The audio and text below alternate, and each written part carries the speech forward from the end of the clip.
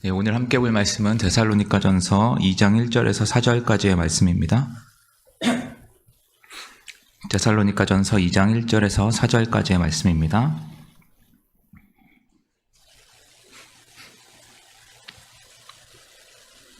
제가 봉독해 드리도록 하겠습니다.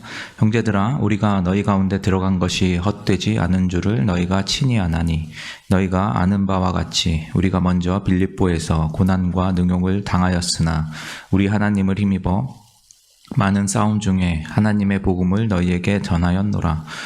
우리의 권면은 간사함이나 부정에서 난 것이 아니요 속임수로 하는 것이 아니라 오직 하나님께 옳게 여기심을 입어 복음을 위탁받았으니 우리가 이와 같이 말함은 사람을 기쁘게 하려 함이 아니요 오직 우리 마음을 감찰하시는 하나님을 기쁘시게 하려 함이라.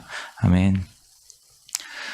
네, 제가 지금 계속 데살로니가전서를 나가고 있는데요. 제가 지난번에 드렸던 말씀 아무도 기억을 못 하실 텐데요.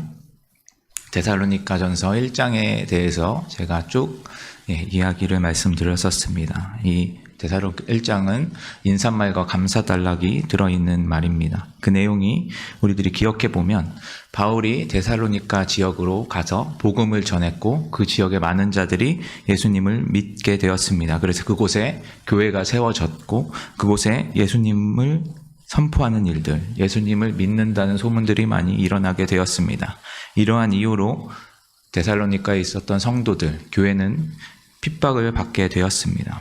그래서 바울은 그 소식을 들은 바울은 그들을 권면하고 위로하고 격려하기 위해서 이 편지를 보내게 되었습니다. 특별히 우리가 지난번에 보았을 때 9절, 10절을 함께 보았었는데요. 그것은 그들 데살로니가 교인들, 성도들이 냈던 소문들, 이 아가야 지역까지 났던 소문, 그것이 무엇인지에 대해서 살펴보았습니다. 이 소문은 총 4가지의 부분으로 되어 있었는데 그 내용의 흐름은 크게 이렇게 되어 있습니다. 데살로니가 성도들이 복음을 들었습니다. 그리고 예수님을 믿고 거기에서 멈춘 것이 아니라 그 말씀을 가지고 거짓된 우상을 버리고 그리고 회개하고 그들의 인생의 기준이 하나님으로 바뀌어서 하나님만 섬기며 살아가고 무엇보다 그렇게 살아가는 이유가 다른 것이 아니라 예수님께서 이 땅 가운데 다시 오실 것, 재림하실 것에 대한 것에 있었다는 것, 그것을 우리들이 이 소문을 통해서 함께 보았습니다.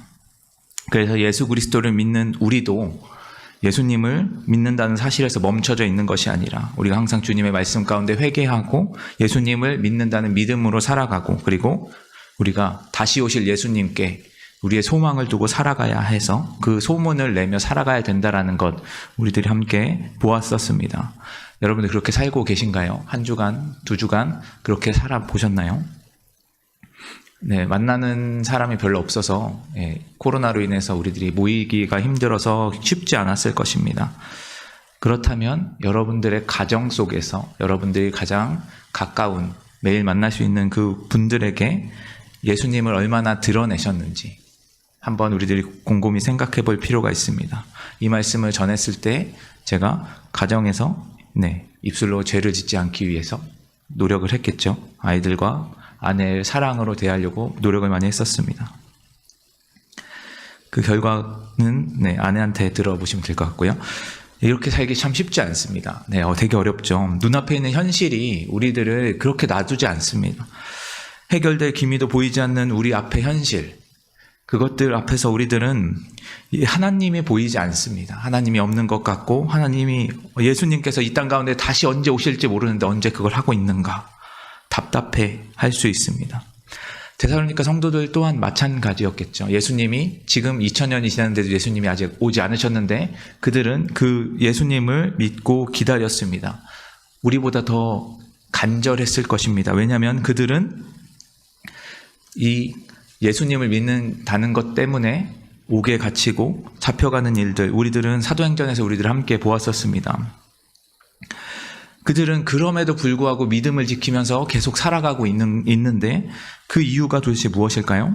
그 흐름 전체가 2장에서 나오고 있습니다. 우리들이 2장을 앞으로 쭉 살펴볼 것인데 오늘은 특별히 1절에서 4절까지의 말씀을 통해서 우리들이 그 모습을 함께 살펴보았으면 좋겠습니다. 그래서 우리들이 힘든 시기에 세상 속에서 우리들이 어떻게 살아가야 할지 모르는 이 시기 속에서 그리스도인으로서 힘을 내서 예수님을 의지하고 살아가는 우리 모두가 됐으면 좋겠습니다. 먼저 1절 말씀을 우리들이 함께 보도록 하겠습니다. 9절 10절 말씀에 이어서 바울은 그대로 내용을 이어서 이야기하고 있는 것을 볼 수가 있습니다. 1절 말씀에 형제들아 우리가 너희 가운데 들어간 것이 헛되지 않은 줄을 너희가 친히 아나니 라고 이야기하고 있습니다. 바울이 들었던 소문, 지금 고린도에 있다고 말씀드렸었죠. 이 지역 아가야 지역에서 이 소문을 들었습니다. 데살로니가 지역에 복음을 들어가는 것, 복음을 전하러 갔던 것부터 오늘 말씀이 시작되어지고 있습니다. 그들에게 너희 가운데 들어갔다라는 말을 먼저 하고 있죠. 가운데 들어갔다라는 것, 그것은 데살로니가 교회 성도들과 바울이 얼마나 가까운 사이인지 이야기하고 있는 것입니다. 복음을 전하고 받아들이는 것을 바울은 너희 가운데 들어갔다라고 이야기하고 있는 것입니다. 복음을 전하시는 분들은 아실 텐데 복음을 전하고 예수님을 영접하는 것 매우 어렵다는 것 여러분들 잘 알고 있으실 것입니다. 근데 더 나아가서 그들과 가까워지고 한몸 되어진다라는 것, 그게 얼마나 힘든 것인지 아마 알고 계실 것입니다. 그런데 그 일이 지금 데살로니가에서 일어난 것이죠. 그들에게 복음을 전하고 그들은 믿고 그것을 끝나는 것이 아니라 그들 가운데 들어가서 예수 그리스도로 말미암아 한 몸, 한 공동체가 되어져 있음을 강조하고 있습니다. 이것은 그냥 단순한 문장으로 우리들이 생각하기 쉬운데 이것을 우리들이 좀 더 살펴보면 바울이 데살로니가 성도들과 얼마나 가까운지를 이야기하는 이유는 이 뒷부분에 가면 좀 더 나올 것입니다. 그 소문의 출처, 데살로니가 성도들에게 나왔던 그 소문의 출처가 둘 다 같다라는 이야기입니다. 한 성령 안에서 예수 그리스도로 말미암아 이 소문이 나왔다라는 것. 지금 데살로니가 성도들이 전했던 그 소문, 그것이 데살로니가 성도들에게만 속해 있는 것이 아니라 바울도 그 소문에 함께 있는 자임을 이야기하고 있습니다. 그래서 바울은 1장 9절에 언급했던 것처럼 이 소문이 사실이라는 것, 그것을 다시 한번 이야기하면서 이 소문에 대해서 자신이 어떻게 생각하고 있는지, 그리고 거기에 동의하고 있다는 것을 이야기하고 있는 것입니다. 바울은 지금 고린도에 있다고 아까 전에 말씀드렸습니다. 지금 데살로니가 교인들은, 성도들은 고난을 받고 있죠. 예수님을 믿는다는 것 때문에 고난을 받고 있는데 지금 바울이 어디에 있죠? 고린도에 있습니다. 그가 데살로니가에 있을 때 혹시 잡혀갈지도 모른다는 소식을 듣고 떠나가게 됐죠. 사람들이 떠나보냈습니다. 그런 어떻게 보면 도망갔던 바울, 그에 대해서 자신에 대해서 이야기를 하고 있는 것입니다. 1절 뒷부분에 뭐라고 이야기하고 있냐면 바울이 자신이 도망갔는데도 불구하고 자신은 떠나서 자신이 욕을 먹을 수 있는 상황 속에서 그들에게 복음을 전하고 그들 가운데 들어간 것을 헛되지 않다라고 이야기를 하고 있습니다. 그들에게 복음을 전한 것, 그리고 그들이 예수님을 믿은 것, 그리고 그들과 한몸 되어진 것, 그 모든 것들이 바울은 헛되지 않다라고 이야기를 하고 있는 것입니다. 지금 데살로니가 성도의 상황들을 제일 잘 알 수 있는 것은 데살로니가 전서 3장 3절 앞부분에 보면은 우리들이 잘 알 수 있습니다. 여기 뭐라고 써 있냐면 아무도 이 여러 환난 중에 흔들리지 않게 하려 함이라. 지금 데살로니가 성도들 여러 고난, 여러 환난을 겪고 있습니다. 사도행전 17장에 나왔던 것처럼 그들이 옥에 갇히게 되어지는 상황이 벌어진 것이죠. 바울 일행은 그곳에 오기 전에 데살로니가 성도들은 많은 세상에서 치이면서 힘들게 살아갈 수 있었습니다. 하지만 그들은 감옥에 가거나 보석으로 풀려날 일은 없었습니다. 하지만 바울의 일행이 그들에게로 들어가서 복음을 전하고 그들이 예수님을 믿게 된 다음에 이런 일이 생겼죠. 그럼 이 상황을 바울은 뭐라고 하고 있냐면 헛되지 않다라고 이야기하고 있는 것입니다. 여기서 헛되다라는 말은 그 의미를 우리가 좀 더 생각해 볼 필요가 있습니다. 여기서 헛되다는 것은 비어있다라는 뜻입니다. 밑빠진 독에 물 붓기라는 의미로 우리들이 생각하면 되는데 아무런 이익이 없다라는 뜻입니다. 지금 바울이 하는 이야기, 이 헛되다라는 이야기 우리들이 오늘 좀 깊이 생각해 봤으면 좋겠습니다. 네, 앞에 말씀드렸다시피 헛되다는 것은 아무런 이익이 없다라는 것이죠. 그렇다면 바울이 이야기하는 헛되지 않다라는 이야기는 이것의 목적과 이익이 분명하다라는 이야기입니다. 다시 말하면 그들에게, 이 데살로니가 성도들에게 바울의 일행이 찾아왔고 그들을 통해서 복음을 듣고 예수님을 믿고 그로 말미암아 고난을 받고 있는 이 상황들이 가치가 없는 것이 아니라 매우 가치 있는 상황이라고 이야기하고 있는 것이죠. 그 이유를 2절에서 계속 설명을 하고 있습니다. 자신이 빌립보 감옥에 갇혔던 이야기, 그것을 이야기하고 있죠. 고난과 능욕을 받았지만 그럼에도 멈추지 않고 복음을 자신은 전했습니다. 지금 데살로니가 교인들이 겪고 있는 일을 자신의 경험과 함께 동일시하고 있습니다.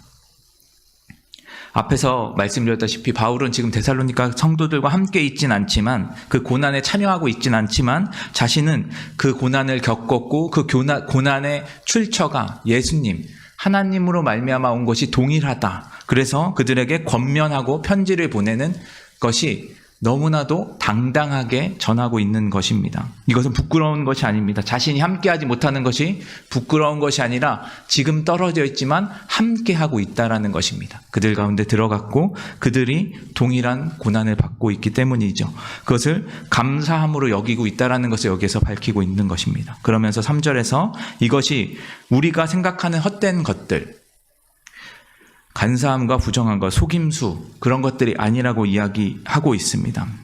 성도 여러분들도 거짓된 것들, 부정된 것들, 간사한 것들이 잘못됐다라는 것, 좋지 않다라는 것은 모두 다 동의하실 것입니다. 그래서 바울은 이것을 이야기하고 있습니다. 자신에게 한 일, 왜 헛된 일이 아닌가에 대답을 하고 있는 것이죠. 그리고 이 헛되지 않은 것에 우리들이 보고 있고 이어서 4절 말씀이 나오고 있는데 이것이 더 중요합니다. 자신이 하고 있는 복음을 전하는 일, 세상이 옳다고 좋은 것이 아니고 합리적이라고 인정한 것이 아니라 하나님이 옳게 여기시는 것이 헛되지 않다라는 것을 이야기하고 있는 것입니다. 앞에서 보았던 것들은 모두 다 동일할 수 있지만 4절에 나오는 이야기는 동의하시는 분도 있고 동의하지 못하시는 분들도 있을 것입니다.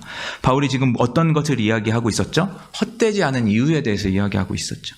자신이 데살로니가 성도들에게 거짓된 것을 말하지 않고 부정한 것을 말하지 않았기 때문에, 그것만이 아니라 예수님으로 말미암아 하나님께서 옳게 여기시는 것이 정말 헛되지 않은 것을 이야기하고 있는 것입니다. 바울이 말하고 있는 것, 데살로니가 지역에 교회 가운데 들어가서 그들에게 복음을 전하고 고난과 능욕을 받아도 이 일을 하는 이유, 이것은 세상의 관점으로 볼 때는 유익해서 그런 것이 아니라, 그런 것도 있죠. 그러나 그 안에 중심이 예수님, 하나님으로 옳게 여기심이기 때문이라는 것을 계속해서 이야기를 하고 있는 것입니다. 그래서 사람들이 기뻐하는 것이 아니라 하나님이 기뻐하는 것을 자신은 하고 있고 했었고, 그리고 이 고난 가운데서 자신은 데살로니가 성들에게 복음을 전하는 것이고, 그것은 누가 알아주는 것이 아니라 우리 마음을 감찰하시고 살피시는 하나님이 기뻐하시는 것, 그것에 데살로니가 성도들도 함께 하고 있다라고 이야기하고 있는 것입니다. 사랑하는 성도 여러분, 여러분들에게 헛되지 않은 것, 그것이 무엇입니까? 여러분들에게 이익이 되어지는 것이 무엇입니까? 여러분들이 열심히 일하는 것, 여러분들이 돈을 많이 버는 것, 좋은 배우자를 만나고 자녀들이 성공을 하고 좋은 대학에 가고, 그것이 여러분들에게 이익입니까? 그것이 헛되지 않은 것입니까? 요즘 시대를 살아가는 사람들, 저를 포함해서 매우 합리적인 사고를 하면서 살아갑니다. 무엇을 하건 간에 합리적인 것을 항상 선택하죠. 가성비를 따지고요. 내 모든 지식과 이성을 사용해서 나에게 피해가 오지 않는 것, 가장 좋은 것을 결정합니다. 그게 잘못된 건가요? 아니죠. 아닙니다. 그건 잘못된 게 아닙니다. 하나님께서 우리에게 이성을 허락해 주셨습니다. 합리적인 선택할 수 있게 해 주셨습니다. 너무나도 당연한 것이죠. 하지만 이런 시각에서 우리들이 멈춰져 있다면 우리들이 예수님을 믿는 자들인지 그리스도인인지 한번 생각해 볼 필요가 있습니다. 우리들에게 일어나는 일들, 우리들이 겪는 일들, 그것을 볼 때 하나님의 시각으로 바라볼 필요가 있습니다. 성경에서 나오는 말도 안 되는 이야기들 참 많이 있죠. 갑자기 홍해가 갈라지고 만나가 갑자기 떨어지고, 병든 자가 치유되고 죽은 자가 살아나는 것들, 우리들이 이성적으로, 우리들이 합리적으로 아무리 생각해도 이해되지 않는 것들이 성경에 나오고 있습니다. 이것을 이성적으로만 바라본다면 우리들은 예수님을 믿을 수 없습니다. 예수님이 우리를 위해서 하나님이신 그분이 인간으로 이 땅에 오신 것, 그분이 아무 죄도 없으신 그분이 십자가에 돌아가신 것, 그리고 그분이 우리의 죄를 구원해 주실 분이시라는 것, 그것을 우리의 이성을 어떻게 이해를 할 수 있겠습니까? 하나님의 눈으로, 하나님께서 옳게 보시는 눈으로 바라볼 때 그것이 우리가 이해할 수 있게 되어지고 받아들일 수 있게 되어지고 믿어질 수 있게 되는 것입니다. 이런 것이 하나님이 옳게 여기시는 것들입니다. 우리들의 생각이 아니라 하나님이 옳게 생각하시는 것이라는 것입니다. 우리가 생각하는 것과 많이 다를 수 있습니다. 그럼 우리들은 어떻게 보아야 할까요? 우리들이 이해하지 못하는 것들을 말입니다. 하나님의 눈으로, 하나님이 옳게 보시는 것으로 우리들은 바라보아야 된다라는 것입니다. 그것을 바울은 헛되지 않은 것이라고 이야기하고 있고 그것을 데살로니가 성도들에게 이야기해 주고 있습니다. 사랑하는 여러분, 우리들의 눈, 우리들의 이성 완전하지 않습니다. 정확하지 않습니다. 우리의 경험만 신뢰하지 않았으면 좋겠습니다. 오직 진실하고 신실하신 그 하나님, 실수가 없으시고 변함 없으시고 우리를 사랑하시는 그 하나님만 의지하는 그 눈으로 우리들이 바라볼 수 있었으면 좋겠습니다. 그분이 우리를 이 땅 가운데 보내신 이유, 견디기 힘들지만 어려운 일들을 겪게 하시는 이유, 세상이 보면 너무나도 헛된 일이고 우리들의 눈으로도 헛돼 보이지만 그것을 하나님께서는 기뻐하시고 하나님께서 우리를 사랑하심으로 베풀어 주신 것임을 우리들이 믿었으면 좋겠습니다. 내 눈에 보기에 헛된 것들을 따라가지 말고, 헛되지 않은 것들을 따라가지 말고 하나님께서 옳게 여기시는 것들을 따라가는 우리가 되었으면 좋겠습니다. 우리들 이렇게 살아가기 너무나 힘들죠. 너무 고통스러울 수 있습니다. 그러나 하나님께서는 우리들을 사랑하신다는 거 우리들이 꼭 기억해 보셨으면 좋겠습니다. 우리들의 슬픔을 기쁨으로 변하게 하시는 분, 고통을 은혜로 바꾸게 하시는 분, 그분은 하나님이십니다.